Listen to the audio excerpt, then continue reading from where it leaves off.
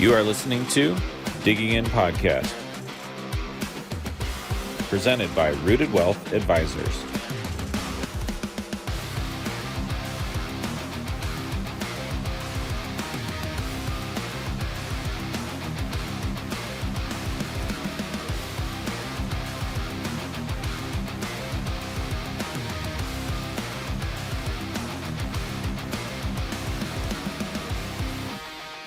Welcome back to another new episode on the Digging In Podcast. We are going to keep the case studies rolling in this episode and do case study number 2. Just as I did the last time, I want to preface the episode with a lot of different disclosures. Number one, if you're watching this today, this is not advice. This is not specific advice to you. I am just giving an example of a real life scenario and just some of the things, some of the strategies that I would be considering very off the cuff. Okay, so this is not specific or tailored to your situation. You should not be taking this as specific advice because every single case that comes through our door, every single one of you is unique. So those unique situations require unique strategies. No matter if you've heard some of the terms before, there is never a one-size-fits-all approach. So once again, I cannot stress this enough. This is not advice to any of our viewers. I am just talking out loud, reviewing a case. What are some things that I would be thinking about when it comes to what they're doing and what their goals are? I think that's also important is their goals are what's going to dictate what we talk about. So let's get into this one. We are going to use the same names. We have John and Jane, a married couple. They do have a couple kids. Legacy is extremely important to them. What I mean by that is they have saved from a legacy perspective. They've also inherited some money. But the idea is not for them to spend it all down to zero. And there's no problem if you're one of those or if you're not. But I will say one of their biggest goals is legacy and making sure that their kids and their grandkids are taken care of. Their concerns are they feel that they have a junk drawer type portfolio, which you will see here momentarily that they do. Taxes are a big concern, and long-term care. So they want to make sure that what they've saved is not going to be taken by a nursing home. So those are the few concerns that they came in with. Let's run through what they have today. So John works full-time. He's been somewhat of the breadwinner, while Jane has been, she's been more the stay-at-home mom, which she probably works twice as hard than John. But she just doesn't have a lot of income to show for that, which is fine. So combined, they make about $140,000 total gross per year. And they want to retire. He wants to retire in 1 year. If I remember correctly, he says, I want to retire right now. And John, frankly, he could. But let's just say they want to retire at the end of this year to keep things easy. John is 60. He'll be 61 and a half when he retires. And then Jane is 57 and a half. So she is a few years younger, which won't impact things very much. So first thing we want to discuss is what Social Security going to look like. I think taking Social Security early is going to make a lot of sense in this situation based off of some health complications that John has. So we might as well not leave anything on the table. It'll be just north of $2,500. For Jane, since she doesn't have a lot of income, a lot on her earnings record, we're actually going to, I would actually advise a spousal benefit in this example because her primary benefit would just be so much lower. For those of you that might not be aware, the spousal benefit is really created, or it was created for the spouse that doesn't have a lot of earnings on their record outside of the home. So they're eligible at maximum of up to 50% of whatever their spouse's Social Security benefits look like without directly impacting their spouse's benefits. If you want to know more about that, I would just Google spousal Social Security benefit, as there's, a lot there when it comes to it. John will have a decent pension. It'll be about $3,000 a month, but he can't start it until he's 65, which is really key there. And then Jane will have a very small pension from her early working years for her employer, but it'll be just shy of $500, and that's going to start at 62. So immediately we start to realize, like, hey, not even knowing what their assets look like, we're going to have to buy ourselves some time, right? If we want to retire at 61 and a half, well, we're going to have to bridge 6 months to get to 62 for Social Security. We're going to have to bridge 4 years just to get to 65 with our pension. So there's definitely some income gap years there that we want to be mindful of. Now, as we start to look at their assets, I'm frankly not going to list out every single one. There's 23 different accounts listed here. So when they mentioned a junk drawer, they were not kidding. So here's the thought process. From a tax perspective, about 65% of their money is in IRAs or 401ks that has to get taxed later. Now, to put a value to that, it's about $3.2 million. $3.2 million that they have to pay tax on in the future. It's a big number. And then about 1.7 million, or 35% of their money, is just getting taxed every single year. It's that non-qualified money that we talked about previously. What I think is also interesting about this particular situation, outside of just all these different accounts with all these different companies, this junk drawer and how much tax deferred money they have so many different types of investment vehicles. What that means is it's not just all mutual funds or ETFs or stocks. They have some private equity funds. They have some variable annuities that are just really crushing them with fees and just poor management. They have some REITs, which are real estate investment trusts that have done really poorly for them, and also come with just a lot of fees and lack of liquidity. And then John has some stock options through his current employer. He also has some restricted stock units that, all of this, while it's a good problem to have, adds various complicated layers to their situation. With the stock options, there's not a whole lot there that we need to be worried about, but those will vest, when he retires, and upon vesting, we'll have to realize the taxes and determine on what we want to do with it.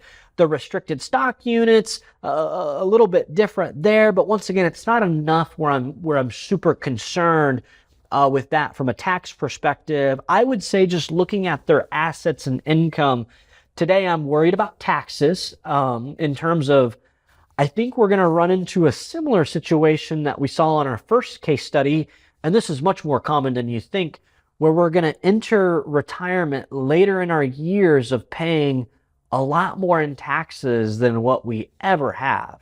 And then also, just, I think there's a high tax drag on a lot of their non-qualified money, that taxable money that we'll talk about here momentarily.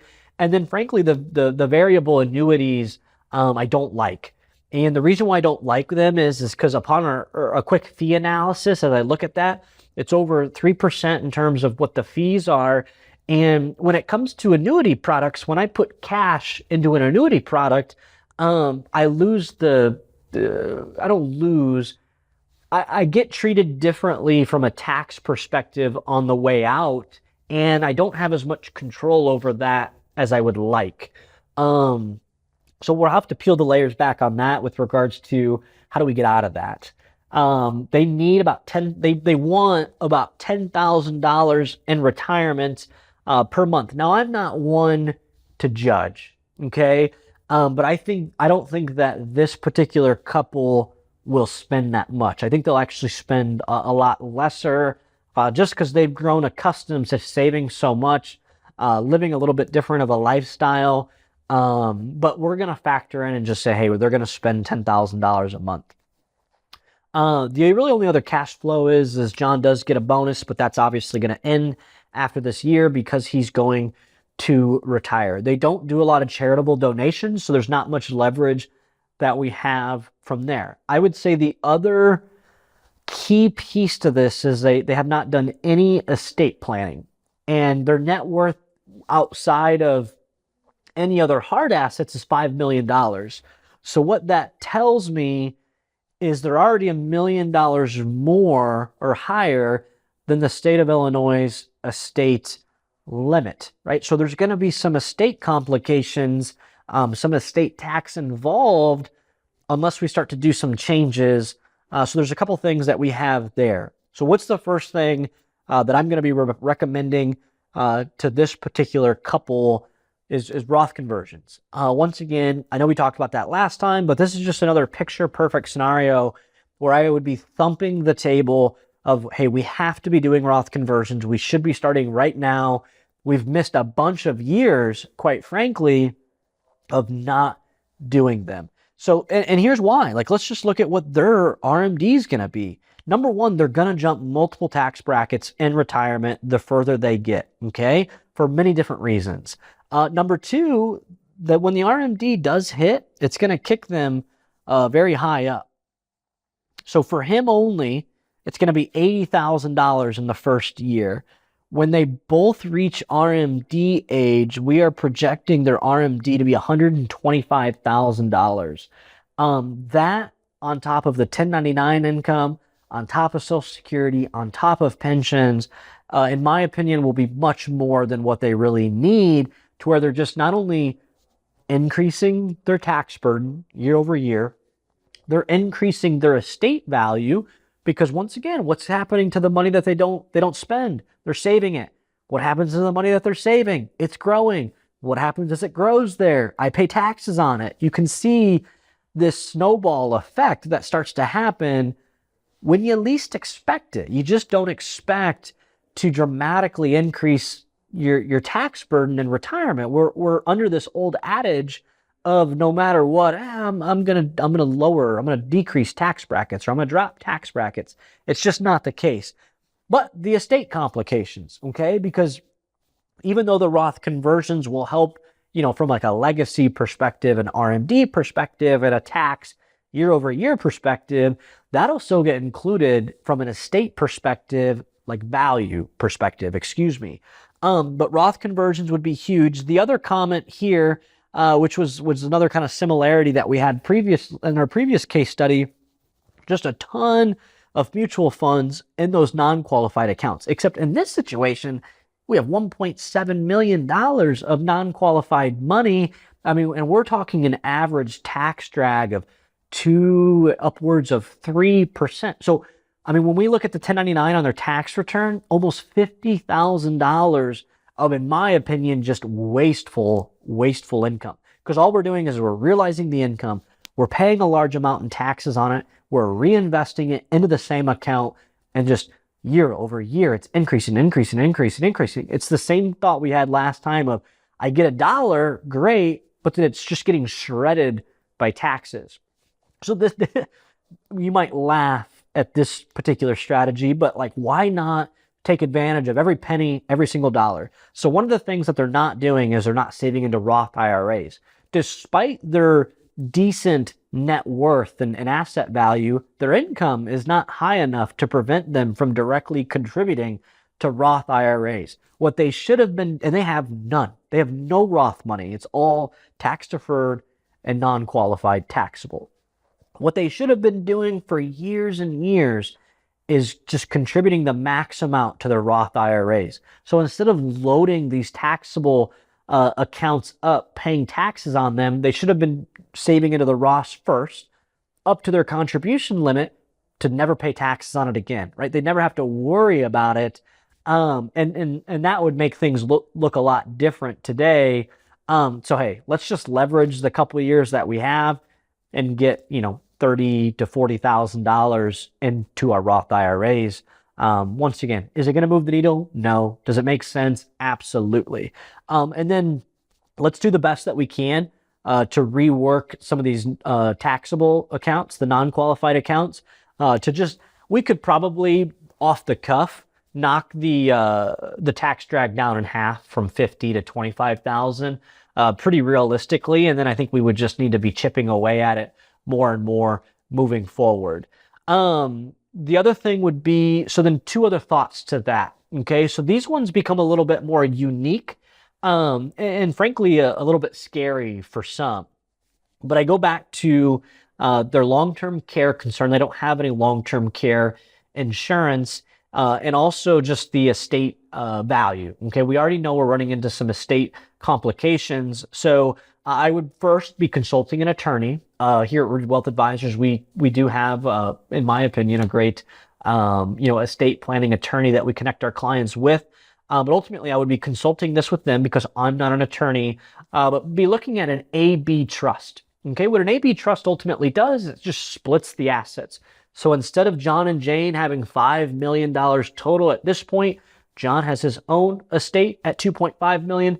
Jane has her own estate at 2.5. So then that helps to split them, keep us under that estate value as we just talked about. Now, granted, 2.5, in 10 years, I'm willing to argue or bet that they'll be above the 4 million number each, which is why this next play I think makes a ton of sense. So I have all this non-qualified money, this taxable money that we know is just going to continue to grow no matter how tax efficient we place it.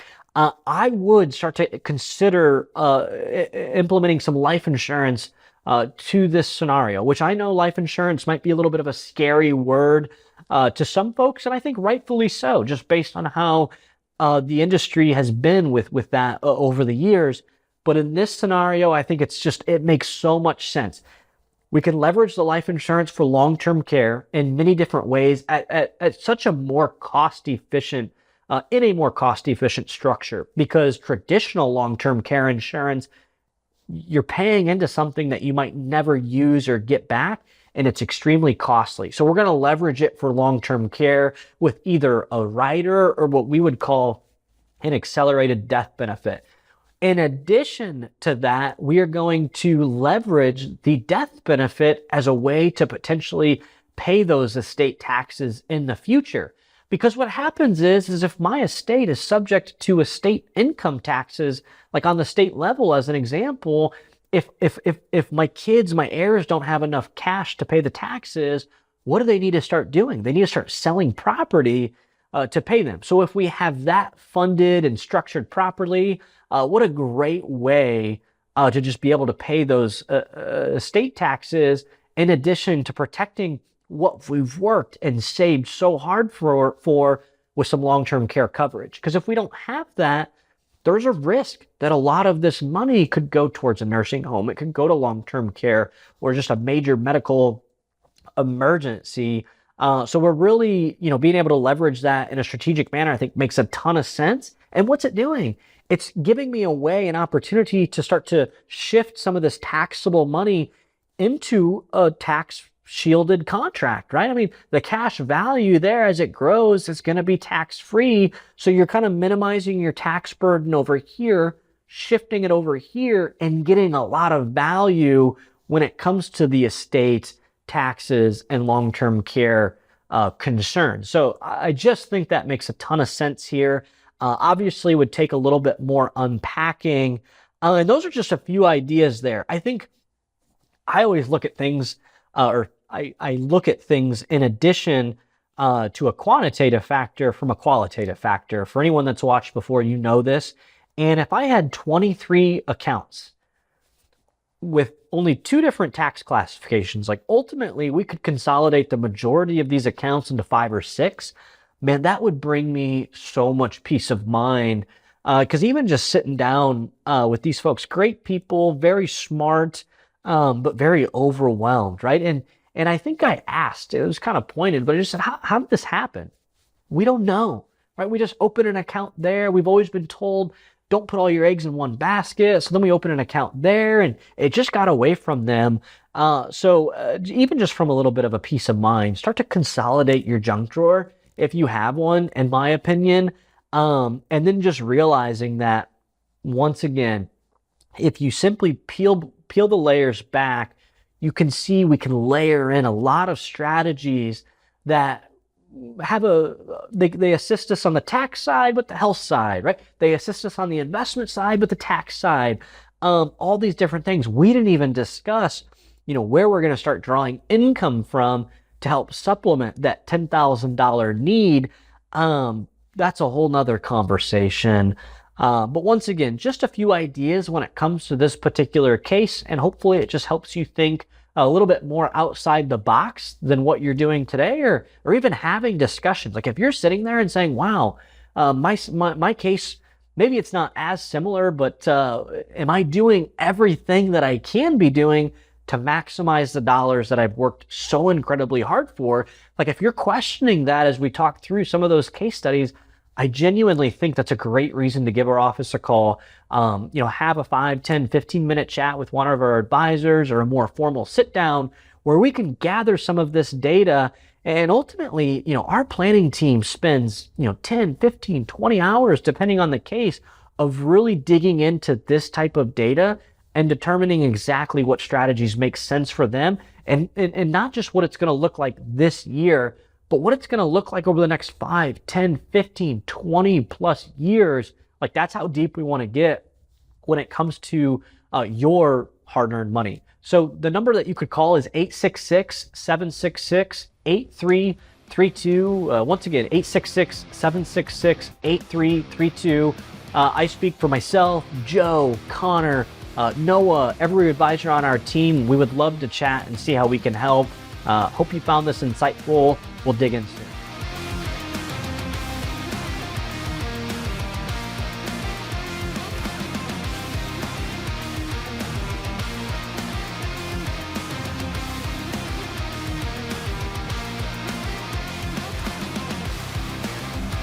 This was Digging In Podcast,